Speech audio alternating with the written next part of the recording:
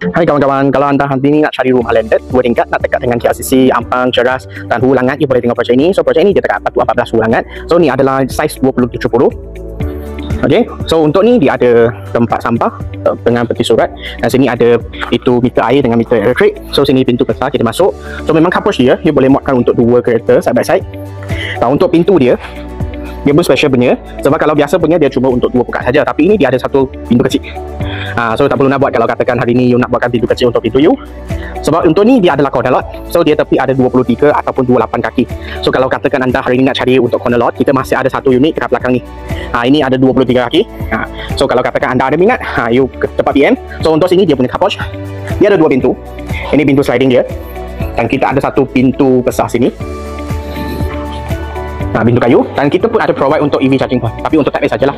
Kalau Type B tak ada, tapi itu adalah 4 bilik 3 tandas. Kalau untuk ni dia adalah 5 bilik 4 tandas. Okay, so untuk sini dia punya living hall. You boleh nampak itu TV punya point semua ada. So you boleh letakkan you punya kabinet dekat sini, basuh sofa dekat sini. So sini dia adalah untuk tempat untuk dining. Kalau you nak buatkan round table ke ataupun nak straight table 6 orang, 7 orang, 8 orang, ada rasa tak ada problem. Bawah sini dia ada satu store. Ini store pertama. Okay, lepas tu sini kita pun ada pisahkan dia punya kitchen. Ini adalah dry kitchen punya area. So sini dia piping semua dia pun sudah ready, point semua ada. Lepas tu dia ada buat satu dinding dekat sini. Okay, so dinding ni dia asingkan dia punya dry kitchen dengan wet kitchen. Kalau wet kitchen sini kita buat level dia rendah daripada dry kitchen. Okay, so sini kalau katakan you masak yang minyak you nak basuh ke, boleh, tak ada masalah. Okay, so bawah sini dia ada 2 bilik. So ni bilik keempat. So dia ada satu tandas dekat sini. So tandas ni share lah dengan bilik kelima dekat belakang ni. So sebab untuk tab ni dia ada 5 bilik 4 atas. So ni untuk tempat laundry lah. So nampak building kuning tu, itu adalah itu SJKC 414. So memang kita belakang dia saja.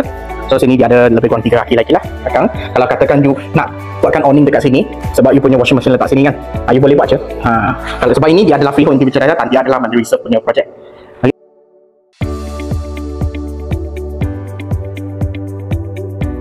Okay, so kita pergi tingkat 1. So tingkat 1 ni dia ada satu tingkat dekat atas lah. Memang untuk natural sunlight semua masuk, dan sini pun ada. Okay, so untuk starting daripada tangga dia terus semua kita pakai untuk ambient lighting. So atas sini dia ada second living hall, tapi kalau untuk corner lot dia ada balcony tepi. Tapi kalau untuk intermediate tak adalah, cuma lighting biasa saja. Okay, so atas sini dia ada store kedua. Kalau nak letak macam vacuum machine ke, ataupun you nak buatkan satu kabinet dekat sini, rasa boleh you buat letakkan bahan semua untuk storage. So ni bilik ketiga. So bilik 3 ni dia tak ada share, dia tandas sendiri. Dengan bilik kedua dia pun sama. Ini bilik 2,